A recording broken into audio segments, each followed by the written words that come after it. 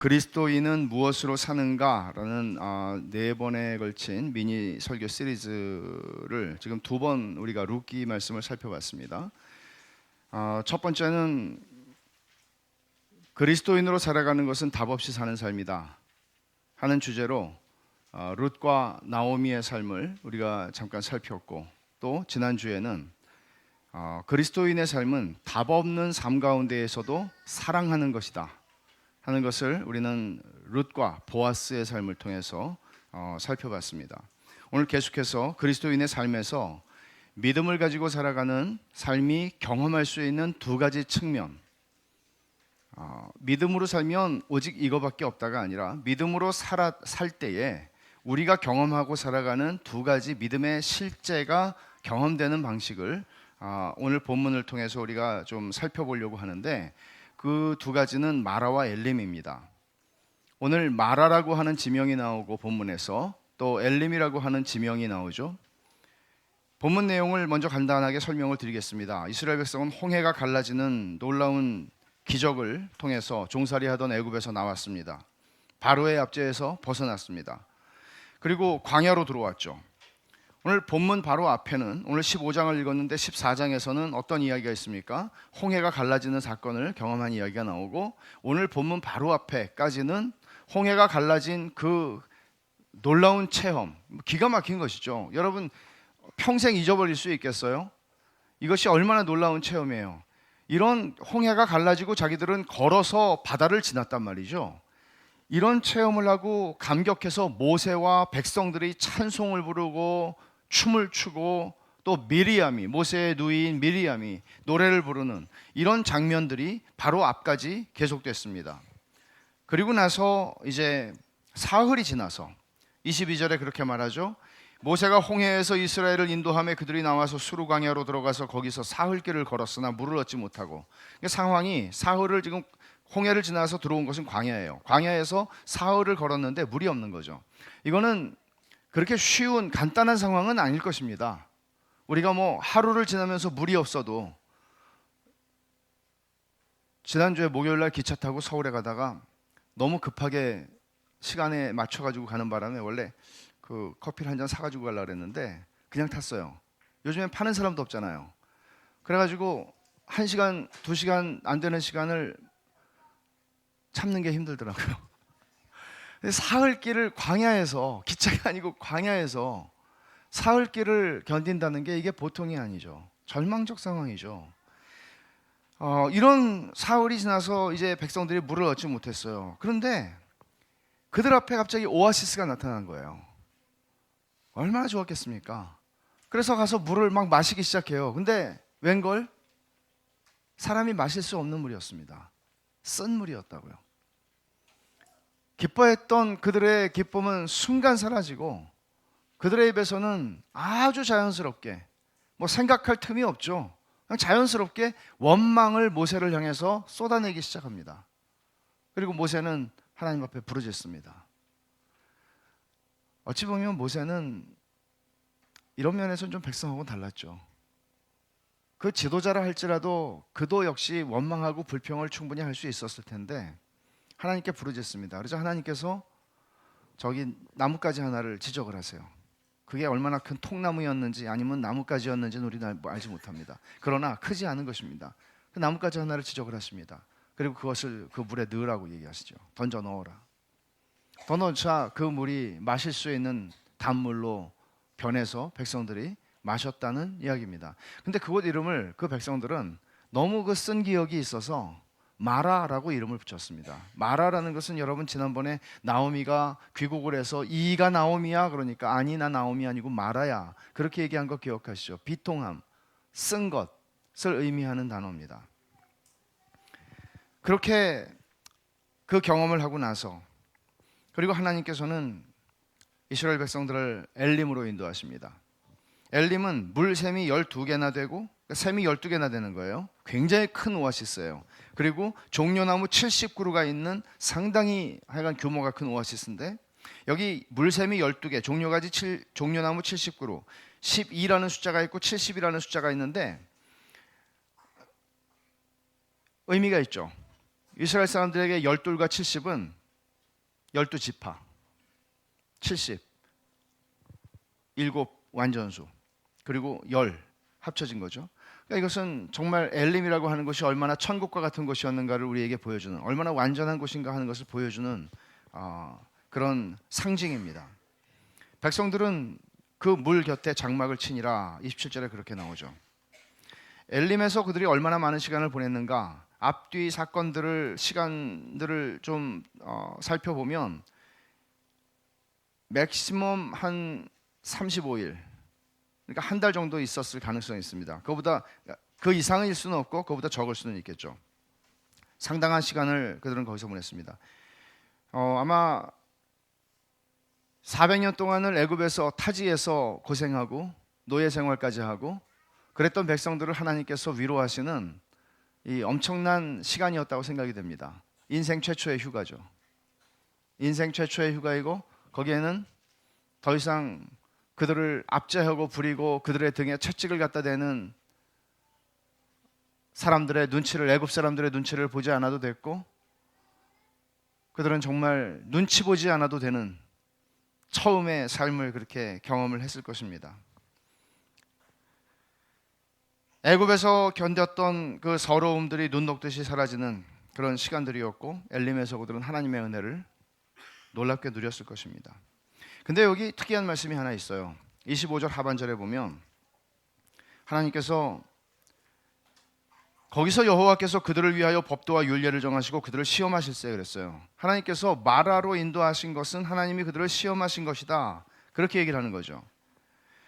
말하자면 하나님께서는 처음부터 엘림을 만나게 하실 수 있잖아요. 그렇지 않아요? 꼭 마라를 지나가야 돼요. 그리고 마라에서 쓴물을 만나고 쓴물이 단물로 바뀌고, 아니 단물로 좀 미리 바꿔주시면 안 돼요? 내가 도착하기 전에 목말른데.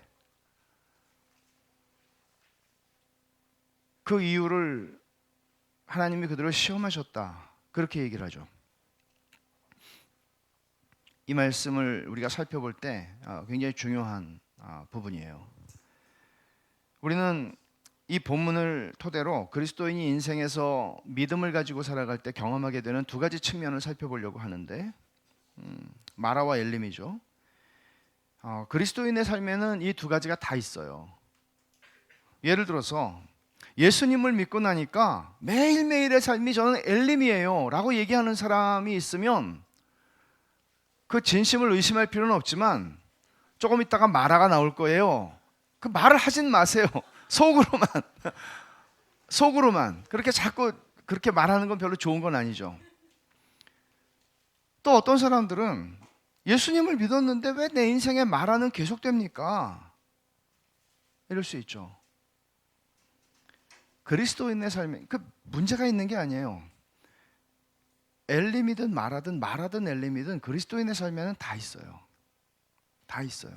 우리의 인생의 여정에서 이걸 다 겪어요. 가령 기쁨은 믿음의 시금석이다 라고 얘기할 때 정말 우리의 믿음을 알아볼 수 있는 것은 우리의 마음 속에 기쁨이 있는가 하는 것이다. 근데 이걸 오해할 수가 있죠. 이 말을 어떤 오해로 듣나 하면 항상 우리 마음 속에는 그냥 막 춤추고 싶고 즐겁고 가슴이 벅차오르고 입가에 미소가 그쳐지지를 않고, 이런 식으로 우리는 기쁨, 성경이 말하고 있는 소위 하늘의 기쁨이라든지 신령한 기쁨이라든지 거룩한 기쁨이라든지 이런 것들을 이렇게 이해하기가 굉장히 쉽지만, 베드로전서 1장 8절에서 너희가 예수를 보지 못하였으나 말할 수 없는 영광스러운 즐거움으로 믿고 사랑하는도다 라고 얘기할 때, 그 말할 수 없는 영광스러운 즐거움, 말할 수 없는, 형언할 수 없는, 그리고 너무 영광스러운 이런 것들을 성경은 분명히 얘기하고 있고, 이것은 믿음의 결과예요. 그런데 바울 사도가 고린도후서 6장에서 이런 말을 하죠. 항상 근심하는 자 같으나 항상 기뻐하고. 고린도 사람들이 바울을 볼 때에 바울을 둘러싸고 있는 환경이나 이 모든 것들은 사실 그렇게 쉬운 환경이 아니었습니다. 바울은 골치 아픈 환경 속에 둘러싸여 살았고 그 자신이 표현하는 대로 사방으로 우겨쌈을 당하는 것 같았습니다. 그런 상황이 그의 삶 속에서 그치지를 않았습니다. 심정적으로나 물리적으로나 그의 삶을 둘러싸고 있는 환경이 그를 근심하게 하지 않을 수 없는 그런 환경 속에서 살아가고 있었기에 고린도 사람들이 바울을 볼 때는 저 사람은 항상 얼굴이 근심이 있어 라고 보았던 것 같습니다. 근데 바울은 그렇게 말합니다. 근심하는 자 같아 보이지만 내 안에는 항상 기쁨이 있습니다. 말하자면 이 기쁨, 바울이 얘기하고 있는 이 기쁨이라고 하는 것은 우리가 보통 말하는 그저 어린아이들이 엄마 아빠가 선물을 사주면 깡총깡총 뛰고 하루 이틀 동안 정말 흥분하고 아침에 일찍 일어나고 선물을 쳐다보고 하는 것처럼 그런 식의 그런 기분, 그런 감정, 그런 것만으로 표현될 수는 없다는 것입니다. 그래서 항상 기뻐하는 것은 엘림에는 있고 마라에는 없다. 그럼 여러분, 자, 이런 전제를 우리가 가정한다면 믿음은 어디다 쓰는 겁니까? 예수 안 믿어도 엘림에 가면은 가슴 벅차고 즐겁죠. 근심거리가 없죠. 근데 마라로 들어가면 온통 안팎으로 근심거리 뿐입니다. 그런 삶의 자리가 우리 인생에는 있습니다. 그러면 거기서는 축 처지고 낙심하고 좌절하고 절망하고, 그러면 믿음이라는 것은 도대체 우리 안에서 어떻게 역사하고 어떻게 일을 하는 것입니까? 믿음이 믿는 자와 믿지 않는 자 안에 가져오는 차이는 도대체 무엇입니까? 이것을 우리는 오늘 이 말씀을 통해서 좀 살펴볼 필요가 있습니다. 먼저 엘림이죠. 엘림은 하나님께서 자녀들의 답 없는 삶 속에 주시는 선물입니다. 위로입니다. 이런 게 있어요. 진짜 있어요. 여기서 엘림에서 보내는 시간은 가슴이 벅찬 기쁨이 있고요, 입가에는 웃음이 사라지지를 않아요. 숨길 수가 없어요. 모든 게 만족스러워요. 하나님을 찬송하고 싶고 그분의 선하심에 대한 노래가 내 가슴 속에서 흘러나와요. 이걸 너무나 천박하다고 여길 필요는 없어요. 이것들이 하나님이 주신 은혜라는 것을 알고 하나님께 찬송을 하는 것이 어떻게 천박한 것이겠습니까? 그러나 순간 뭔가 바뀌면은 하나님을 원망하는 것으로 바뀔 때 그걸 천박하다고 말할 수는 있을지 모르지만, 엘림은 그리스도인의 삶에서 믿음으로 경험하는 실제인 것이 분명합니다. 하나님께서 믿는 사람들에게 주시는 은혜로운 선물이에요. 너 많이 지쳤구나. 엘리야에게 하나님께서 천사를 보내서 떡을 먹이고 물을 주시고, 그리고 또 자고 또 일어나면 또 먹이고 또 주시고 하셨던 것처럼, 이걸 기쁨의 현재적인 흘러넘침이라고 한번 해봅시다. 기쁨의 현재적인 흘러넘침. 기쁨이 이렇게 막 그런 사람 옆에 가면은 좋죠. 그런 사람 옆에 가면은 그 행복한 것이 막 이렇게 흘러나오죠. 그러면 그리스도인의 삶은 매 순간 이런 엘림, 기쁨의 현재적인 흘러넘침을 경험하는 삶이라고 말할 수 있습니까? 여러분들의 삶에서는 정직하게 믿음으로 살아갈 때 그런 삶을 늘 경험하고 계시나요? 또 그런 삶을 경험하지 못하면 나 문제가 있나? 믿음에 문제가 있는 건가? 이렇게 생각을 해야 되는 것인가요? 마라를 생각해 보죠. 마라도 엘림이 그런 것처럼 그리스도인이 믿음으로 경험하고 살아가는 실제입니다. 환상이 아니라 실제입니다. 믿음으로 사는 신자에게 마라가 찾아옵니다. 어찌 보면 마라라는 이 말 자체, 이것이 답 없는 삶을 가장 잘 표현해 주는 것인지도 몰라요.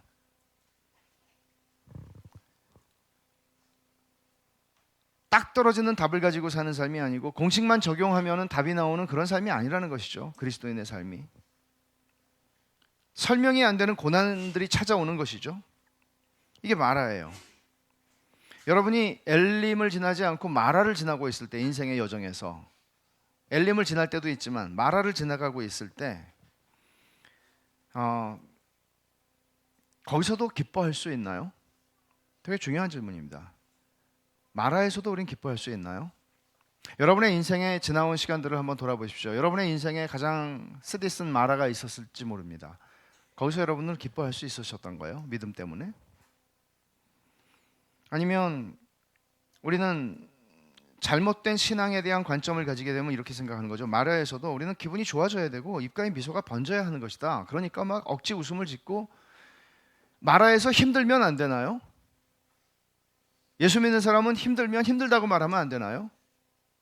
예수 믿는 사람은 힘들어도 괜찮아요, 저는 아무렇지도 않아요, 이렇게 말해야 되는 건가요? 이게 믿음이 좋은 건가요?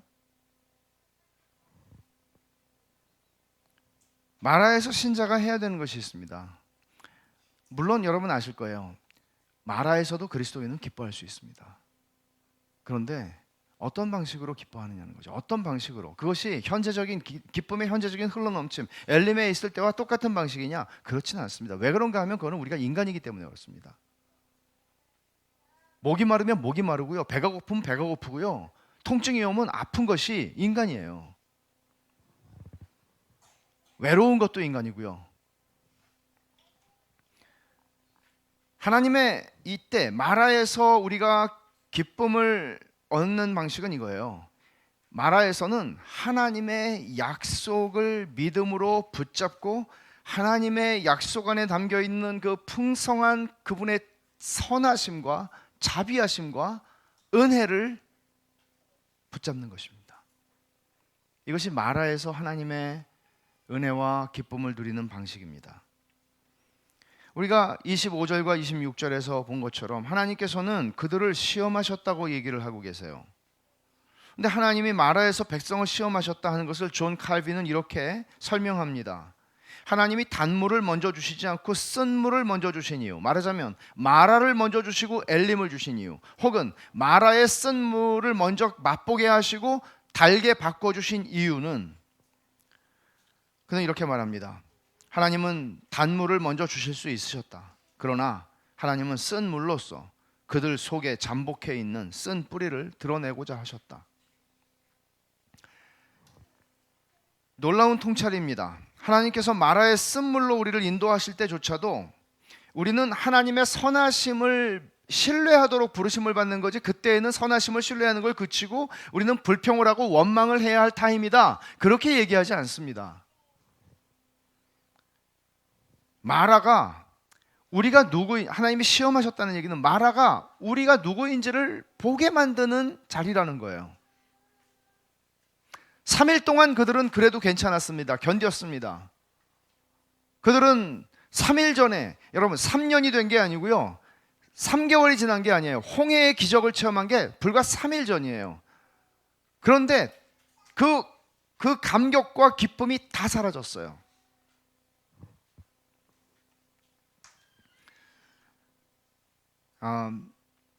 존 칼빈이 이런 이야기를 하는 것, 하나님은 단물을 먼저 주실 수 있지만 쓴물을 주셔서 그들 안에 있는 쓴뿌리를 보게 하신다는 것. 근데 그 어떤 사람이 하는 말을 바르게 이해를 하려면 그 사람이 어떤 삶의 배경을 가지고 있기에 그런 말을 하는지를 아는 것도 굉장히 중요합니다. 칼빈의 전기를 읽어보면 그분의 생애를 어느 정도 아는 사람들이라면 칼빈의 생애에 과연 엘림이라는 곳이 존재했나, 그런 생각을, 저는 이걸 읽으면서 그냥 그렇게 생각이 드는 거예요. 칼빈이 이런 말을 할 때 그분의 삶을 보면 얼마나 긴장의 연속이고 정말 긴장의 끈을 놓을 수 없는 순간들, 그리고 너무나 많은 대적들이 사방에 있고 대립해야 했고 또는 잘못된 교리들을 가지는 주장한 사람들과 싸워야 했고, 이런 삶을 그는 살아갔던 사람입니다. 만약 제가 떠오르는 장면은 있습니다. 시기는 엘림이 칼빈의 삶에 있었다면 그것은 그가 제네바 교회에서 추방을 당하고 나서 스트라스부르크에서 프랑스 망명자들을 목회했던 한 3년 정도의 기간입니다. 동포들이죠. 동포들. 제네바 사람들은 동포가 아니었습니다. 스트라스부르크에 망명 와 있는 개신교인들, 프랑스 개신교인들, 그들을 목회했던 그 시간, 그때는 비교적 긴장이 적었고 또 이 시절에 칼빈은 아내를 만나서 가정을 이루기도 합니다. 하지만 이 기간을 제외하면 칼빈의 생애의 거의 전부는 마라였습니다. 마라의 시간들이 칼빈을 행복하고 여유롭고 편안하게 해줄 수는 당연히 없었을 것입니다. 이런 삶의 환경 속에 있는 칼빈한테 우리는 이렇게 물을 수 있나요? 왜 당신은 기뻐하지 않습니까? 왜 당신 안에는 흘러넘치는 기쁨이 안 보입니까? 왜 이렇게 얼굴이 찌그러져 있습니까? 이렇게 질문을 할 수 있나요? 그러나 칼빈이 이런 삶 속에서, 마라의 삶 속에서 그저 쓰디쓴 인생의 비통함을 경험하고 살았다, 그런 얘기를 하는 것 아닙니다. 놀라운 것은 칼빈의 기독교 강요든 칼빈의 설교든 읽어보면 이런 이야기가 얼마나 많이 나오는지 모릅니다. 하나님의 약속 안에 담긴 그분의 선하심과 자비와 약속을 붙잡아야 한다. 이것이 믿음이다. 하나님의 약속 안에 담긴 그분의 선하심과 자비하심과 은혜를 붙잡아야 한다. 뭘로? 믿음으로요. 칼빈이 마라 같은 인생을 쭉 살아가면서 그가 기쁨이 없었다? 우린 그렇게 말할 수 없습니다. 그는 기쁨을 누렸습니다. 그런데 그가 기쁨을 누리는 방식은 바로 이것이었습니다. 믿음으로, 지금 나의 환경 속에 주어진 것은 아니지만 믿음으로 하나님의 약속 안에 담겨져 있는 그 선하심과 자비와 은혜와 무한히 영광스러워서 감당조차 할 수 없는 그 영원한 약속을 그는 붙잡았던 겁니다. 이게 칼빈이 싸웠던 믿음의 싸움이고, 어쩌면 바울도 동일한 믿음의 싸움을 싸웠고, 우리의 믿음의 많은 선배들이 그랬을 것입니다.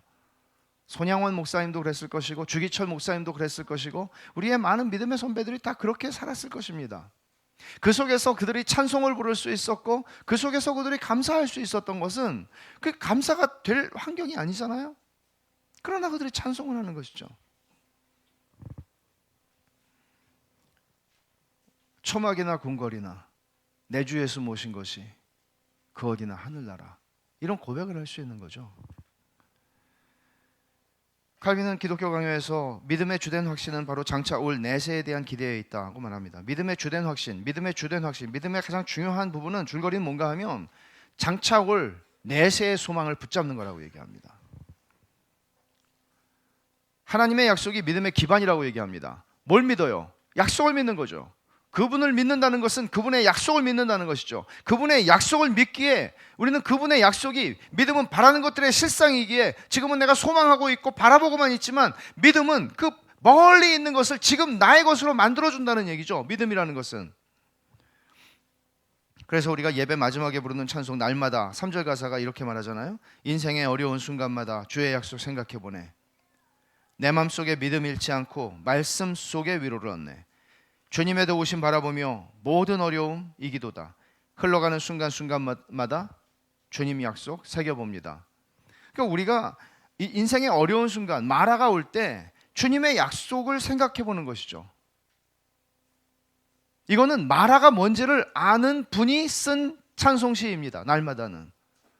사랑하는 자기 아버지 목사님이었습니다. 목사님과 함께 배를 타고 가다가 배가 침몰하면서 아버지가 죽습니다. 그리고 나서 그 딸이 쓴 시입니다.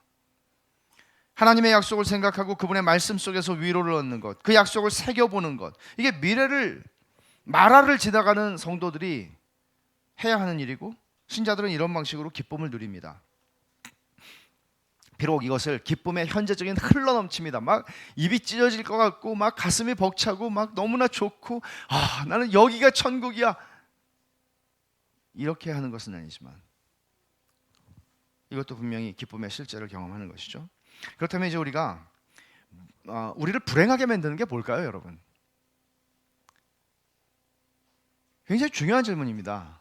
여러분, 이런 하나님의 약속이 있고 하나님이 살아계시고 우리가 믿음을 가지고 있고 그럴 때 우리를 불행하게 만드는 게 뭘까요? 언제 여러분들은 불행하게 느끼십니까? 그것의 더 근원적인 어떤 문제, 쉽게 말하면 이런 거죠. 환경이 나를 불행하게 해요. 그러나 환경만의 문제일까요? 아니면 환경보다 더 깊이는 내가 내 안에서 어떤 것들이 어떻게 작동하고 있는지. 모든 사람이 다 행복하고 싶어 하죠. 행복을 추구하는 것은 인간의 초기값입니다. 디폴트 세팅이 그렇게 되어 있는 거예요. 인간은 행복을 추구하도록 되어 있어요. 하나님이 사람을 창조하실 때 그렇게 창조하셨으니까 행복을 추구한다는 게 문제는 아니에요. 문제는 행복을 추구하는 이것이 우리의 죄성과 만날 때예요. 우리의 죄성과 만나게 될 때 행복을 추구하는 이 바램은 삐뚤어지고 왜곡되게 됩니다. 우리가 바라는 행복이 다 다르겠죠. 여러분들이 바라는 행복이 다 다르겠죠. 근데 우리가 바라는 행복이 뭐 대단한 사치를 구하는 게 아니고 경제적인 여유를 가지고 사는 것, 어느 정도 안락함과 개인 공간이 주어지는 집에서 사는 것, 편안하고 튼튼한 자동차, 경제적으로 쪼들리지 않고 아이들에게 좋은 공부의 환경을 제공해 줄 수 있는 환경, 뭐 기타 등등 뭐 이런 소박한 바람들이라고 해봅시다. 잘못입니까? 예수 믿는 사람은 이런 걸 바라면 안 되나요? 예수 믿는 사람은 이것을 추구하면 안 되나요? 제 질문의 의도를 잘 아시겠습니까? 좀 헷갈리실 가능성이 많죠. 제가 좀 이상하게 말하고 있는 게 사실이에요. 이스라엘 백성들이 3일길을 무리 없이 가다가 쓴 물을 만났을 때 원망을 하죠. 그들을 불행하게 만든 건 무엇이었습니까? 물이 없는 것이었습니다. 물이 없어서 불행하다고 느꼈기 때문에 반응을 한 겁니다. 화가 났고 원망을 했고 불평을 한 겁니다. 사람이 행복할 때는 불평하지 않습니다. 그러니까 인간의 행복 추구가 죄성과 만날 때 어떻게 왜곡되고 삐뚤어지는가 하는 것을 보여주는 것인데, 인간이 타락한 후에 가지게 되는 죄성의 핵심은 뭔가 하면 자기중심성입니다. 이 말을 그냥 쉽게 표현하면 내가 등 따시고 배부르면 끝입니다. 이게 최고입니다. 먹고 자는 일, 풍족하고 편안하면 됩니다. 다른 사람의 행복은 관심 바뀌고, 그리고 다른 사람의 행복도 내가 차고 넘칠 때 조금 생각해 볼 수 있는 정도이지, 다 우리는 자기 중심적 사랑을 하게 되어 있습니다. 결혼을 해서 산다고 해도 우리는 내가 사랑한다 해도 사랑하는 것이라는 것은, 인간이 가질 수 있는 사랑은 이기적인 자기 중심적 사랑의 범위를 벗어날 수는 없습니다. 하나님의 사랑이 아닌다면은 이 사람이 나를 행복하게 해줄 수 있겠구나 생각하고 사랑하고 결혼하고 삽니다. 그리고 결혼을 해도 그런 조건적 사랑에 머무르는 경우가 허다합니다. 이게 죄인의 죄성입니다. 죄인들이 살아가는 죄인의 세상에서 행복의 조건이라는 것은 뭔가 하면, 이거는 세상에서 그냥 지나가는 사람 다 물어보면 다 대답할 말이에요. 우리식으로 표현하면 엘림에서 얼마나 오래 지낼 수 있는가, 마라를 얼마나 잘 피하고 사는가, 얼마나 고생 안 하고 사는가, 얼마나 편안하게 사는가. 그렇지 않습니까? 이게 행복의 조건이죠.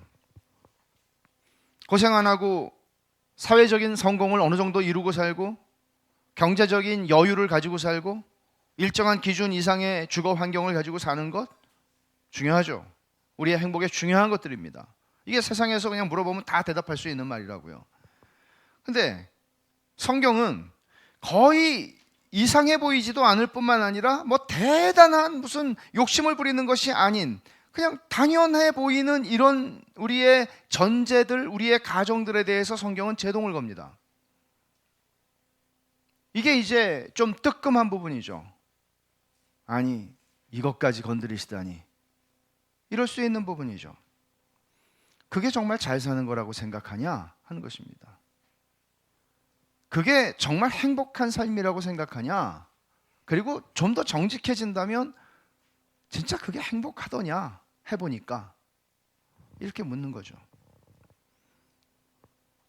여러분은 어떠세요? 여러분은 엘림이 행복이고 마라가 불행이다, 이 공식에 동의하시나요? 여러분은 지금 환경만 바뀌면 행복할 수 있나요? 여러분이 원하는 건 그게 단가요? 여기 이제 죄성과 결합된 우리의 행복 추구의 성향이 죄성과 만났을 때 이렇게 왜곡되는 문제, 이 한계가 여기 있어요.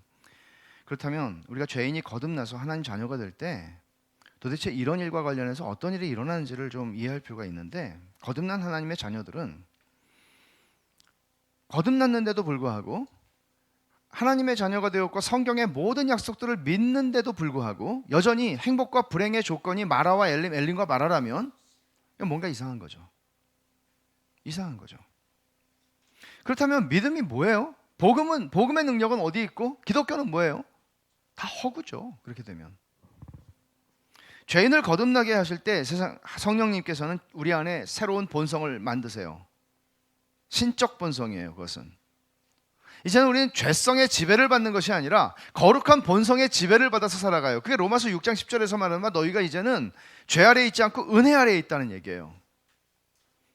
우리는 새로운 지배적 힘, 우리의 생각과 우리의 판단과 우리의 느낌과 이 모든 것들을 결정하는, 우리에게 더 큰 영향을 주는 새로운 은혜의 원리 속에서 살아가요. 이게 예수를 믿는 사람들, 중생한 사람에게 하나님의 성령께서 하시는 일이에요. 새 사람이 되기 전에는 죄성의 지배를 받아서 죄에게만 내가 반응을 했지만 이제는 은혜 아래에 있기 때문에 복음에 반응을 하고 살아가는 거예요. 그렇게 할 때 복음의 말씀으로 은혜를 받을 때마다 내 거룩한 본성이 점점 강화되고 그 강화된 본성이 은혜 아래서 누리는 행복, 어떤 것으로도 끊을 수 없는 그리스도 안에 있는 하나님의 사랑을 누리게 하는 거예요. 다른 관점이 생기는 거죠. 그럼 다시 마라와 엘림으로 돌아와서 우리 삶에 마라와 엘림이 다 있어요. 좀 제가 좀 억지스러워 보이는 질문을 하나 던질게요. 여러분의 삶에는 마라와 엘림의 비율이 어떻게 됩니까? 5대 5입니까? 행복하시겠어요? 9대 1입니까? 1대 9입니까? 하나님의 자녀라고 해도 이 세상, 우리가 사는 세상은 에덴 동산에서 쫓겨난 바깥 세상이고요. 예수님께서 말씀하시기를 너희가 환난을 당하나 라고 말씀하신 세상을 우리는 살아갑니다. 그리스도인들의 인생 여정은 종종 이스라엘 백성의 광야 여정에 비유됩니다. 본질적으로 우리는 광야를 지나가고 있다는 거예요. 광야. 거기서 엘림도 있고요, 마라도 있어요. 그리고 광야라고 하는, 우리가 어떤 오아시스를 만나기 전에도 광야라고 하는 이 환경 자체는 그다지 엘림스럽지는 않아요. 그렇죠? 사람마다 조금씩의 차이는 있겠죠. 나는 엘림이 1이고 저는 뭐 물어보시지도 않으시고 관심 없으시겠지만 저는 1대 9예요. 저는 엘림이 1이고 마라가 9예요. 제 인생은. 그렇다고 해서 불쌍히 여기지 마세요. 여러분도 비슷해 보이니까.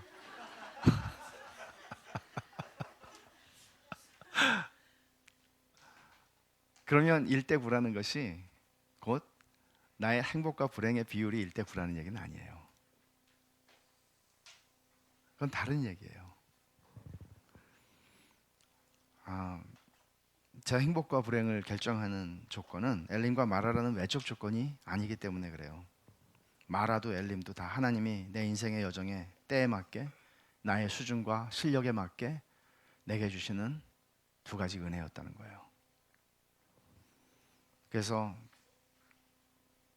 이거를 저는 맞춤 은혜라고, 어디서 이런 말을 쓴 사람이 있나? 근데 없어요. 영어로 찾아보니까 customized grace. 기성복이 아니고요. 하나님이 나한테 맞게 은혜를 주시는 거예요. 나한테 맞춰가지고 얘는 성질이 이렇구나, 이렇게 줘야 되겠다. 하나님이 나한테 맞게 은혜를 주시는데 맞춰서 주시는 거예요. 하나님이 마라를 허락하시는 이유가 있어요. 엘림에서보다 마라에서 더 많은 걸 배울 수 있기 때문에 그래요. 사실 이스라엘 백성의 신앙을 연단하는 것은 마라의 쓴물이 달게 변한 사건이었지 엘림에서 그들이 누린 한 달 동안의 편안함이 아니었습니다. 또 하나, 하나님이 이스라엘을 출애굽시키신 것은 그들이 엘림에서 편안하게 먹고 영원히 살라고 출애굽시키신 건 아니었습니다. 그들에게는 가야 할 여정이 있었습니다. 남은 여정이 있었고 목적지가 있었습니다. 엘림은 가나안이 아니었습니다. 엘림은 젖과 꿀이 흐르는 땅 가나안이 아니었습니다. 엘림은 지나가다가 만나는 좋은 곳이었습니다. 너무나 힘들어서 지쳤을까 봐 하나님이 주시는 은혜로운 선물이었고 휴가였습니다. 위로받으라고, 좀 쉬라고. 너희들이 육체를 가진 사람이기 때문에 너희들 이렇게는 더 못 가. 좀 푹 쉬고 그리고 또 가라. 근데 거기는 가나안이 아닙니다. 우리가 신자로서 현재의 편안함, 이 땅에서의 안락함을 장래에 비교할 수 없는 영광과 맞바꾸게 되는 실수를 할 때가 얼마나 많은지 모릅니다. 엘림이 가나안이라고 생각하는 것입니다. 그러면 우리는 신앙이 성장하지 못하고 무력하게 살아갈 수밖에 없어요. 엘림을 가나안으로 착각하게 되면은.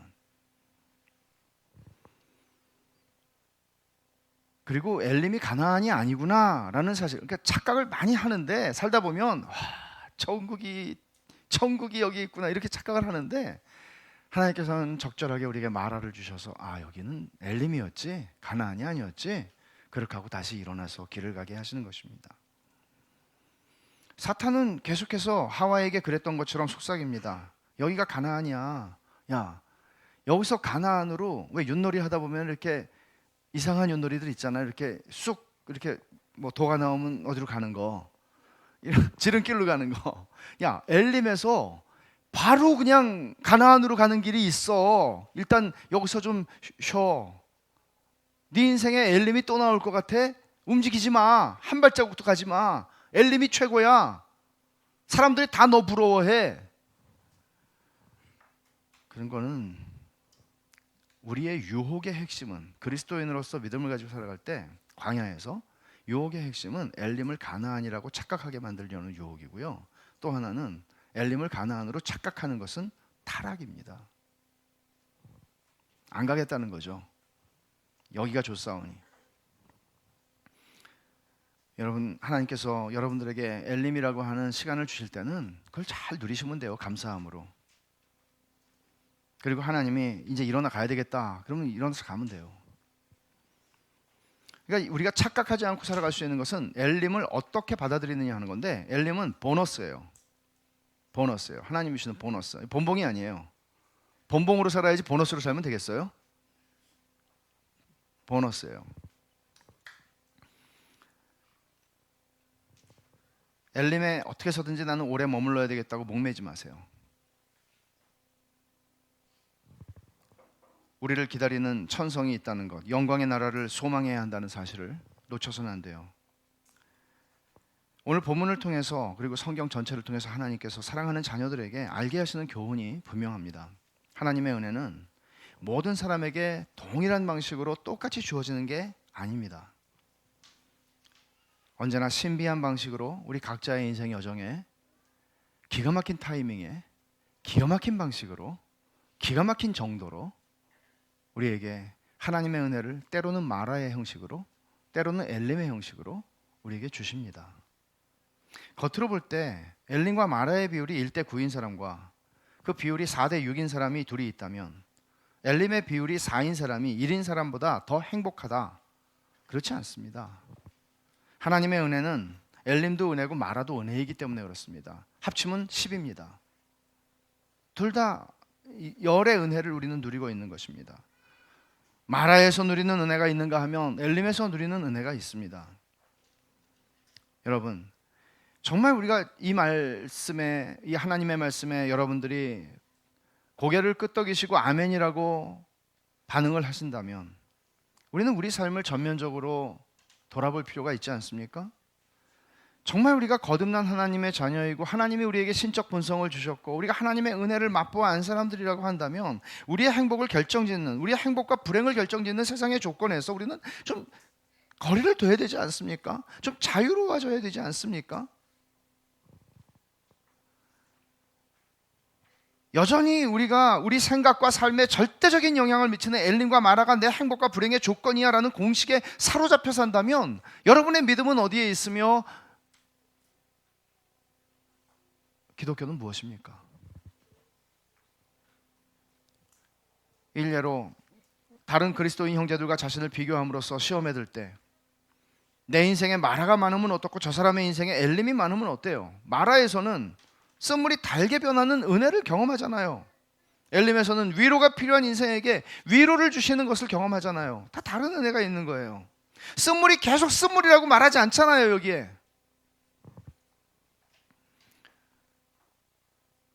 다 철로 역정을 함께 걷는 순례자들이에요. 때로는 마라에, 때로는 엘림에 머물면서 말이죠. 그러니까 엘림에 있다고 저 사람을 시기하지 마시고, 마라에 있다고 그 형제를 무시하지 마시고, 우리는 철로 역정을 같이 걸어가면서 사랑하라고 부름을 받은 거예요. 이거는 세상이 못해요. 마라에 있는 사람이 엘림에 있는 사람을 사랑 못해요. 세상에서는. 반대도 마찬가지예요. 교회는 해요. 그게 교회예요. 선지자 하박국이 유다의 타락상을 보면서 근심하고 하나님께 나아갔어요. 하나님, 이게 하나님 백성 맞습니까? 막 근심하며 나갔어요. 하박국의 상황은 마라였어요. 그냥 하나님 말씀하시죠. 야, 그렇지 않아도 내가 바벨론을 통해서 너희 유다 이 백성들을 심판하겠다. 그러니까 더 큰 일이 났습니다. 아니, 하나님, 더 나쁜 놈들을 통해서 우리는 하나님의 백성을 치면 되겠습니까? 하나님께서 말씀하시죠. 아니, 괜찮아. 그게 끝이 아니야. 끝은 결국에는 물이 바다를 덮은 것 같이 여호와의 영광을 인정하는 게 세상에 가득하게 되는 그런 은혜를 내가 베풀 거야. 그러니 믿음으로 살아라. 이렇게 말씀하신단 말이에요. 그 결국은 뭐예요? 하박국이 바벨론 군대가 쳐들어오는 모습을 상상만 해도 무섭죠. 여러분, 과거에 전쟁이라는 게 얼마나, 지금도 전쟁이 안 겪어봤죠. 사실은 제가 전쟁이 얼마나 무서워요. 전쟁이 한번 지나가면 그 전쟁 전과 전쟁 후에 사는 사람들의 세계관이 바뀐다는 거 아니에요. 전쟁을 경험한다는 것은 그렇게 무시무시한 것이죠. 여러분, 1차 전쟁, 1차 세계대전과 2차 세계대전이라는 게 신학의 방향을 바꿨다는 사실을 아세요? 종말론의 해석을 바꿨다는 사실을 아세요? 이렇게 전쟁이라는 경험은 무시무시한 것입니다.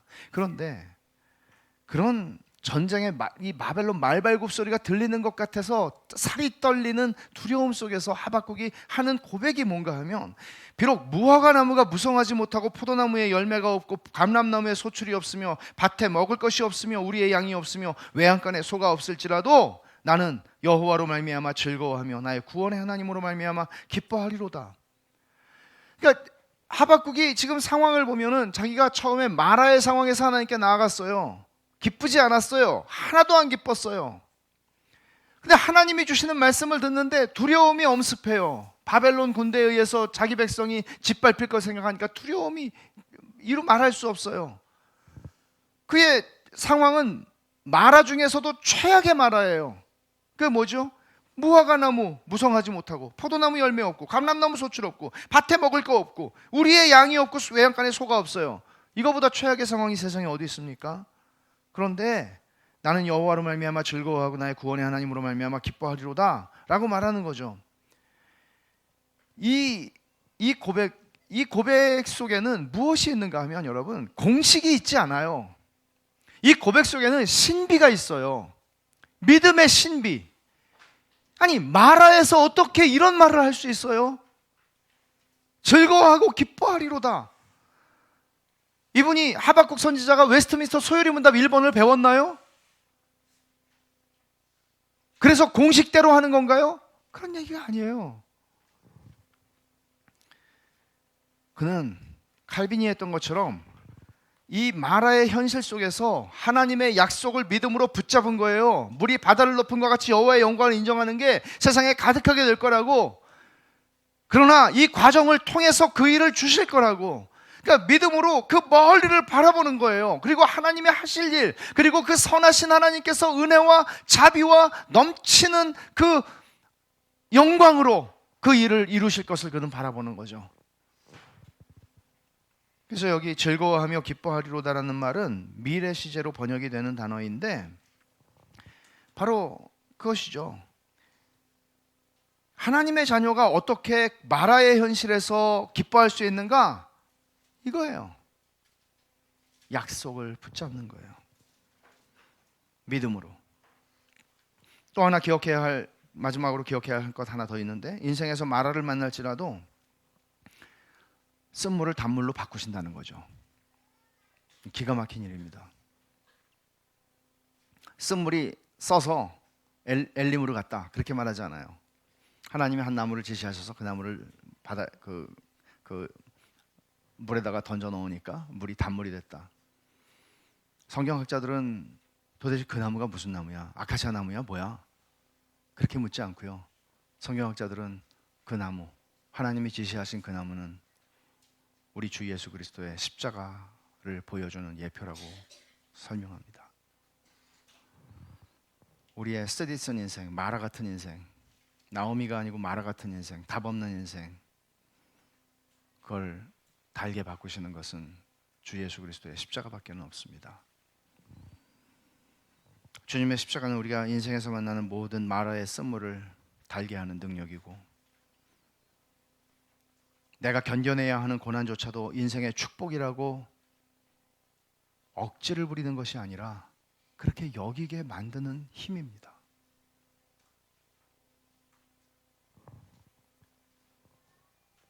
하나님이 세우신 나무 십자가가 우리 인생의 모든 고통과 고난의 마라를 능히 감당하게 해주고, 심지어 달게 받게 하십니다. 여러분, 그런 십자가의 은혜와 능력을 맛보는 자리가, 아주 크게 맛보는 자리가 우리 인생의 마라입니다. 엘림에서는 이런 걸 잘 모릅니다. 엘림에서는 그냥 너무 좋은데 이런 건 잘 모릅니다. 마라에서 쓴물을 경험하고 이게 뭐야? 우리의 비통함을 발견하게 되고, 내 안에 있는 쓴뿌리를 보게 되고, 그 속에서 그것을 고치시는, 물만 고치는 게 아니고 내 안에 쓴뿌리를 고치시는 십자가의 능력을 경험하는 겁니다. 여러분, 그런데도 여러분들은 마라는 불행하고 엘림은 행복하다라는 공식 가지고 사시겠어요? 제가 다음 주에 다음 주는 제가 못하지만 다음번 설교가 이제 마지막 그리스도인은 무엇으로 사는가 마지막 설교가 될 텐데 정리를 할 거예요. 여러분, 마라의 은혜와 엘림의 은혜를 우린 다 누리는 삶을 살아야 돼요. 이게 공식이 아니라 신비 속으로 들어가는 삶이에요. 마라에서는 하나님의 약속을 붙잡는 거죠. 그리고 엘림에서는 하나님이 주신 선물을 누리는 거죠.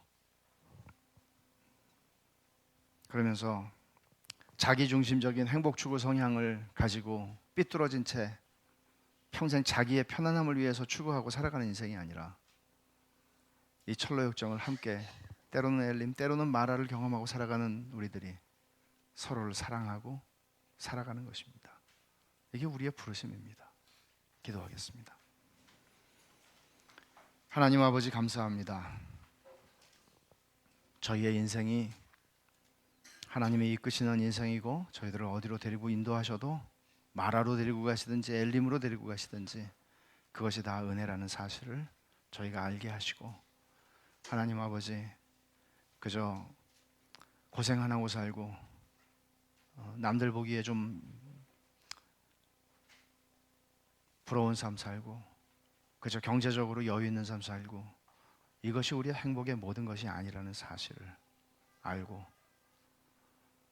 하나님의 선하심을 붙잡고 하나님이 이끄시는 대로 그 길을 따라갈 수 있는, 그래서 마라든지 엘림이든지 하나님의 선하심을 찬송하고 기뻐할 수 있는 그런 복된 은혜를, 그런 인생을 살며 사랑하고 살게 하여 주시옵소서. 예수님의 이름으로 기도합니다. 아멘.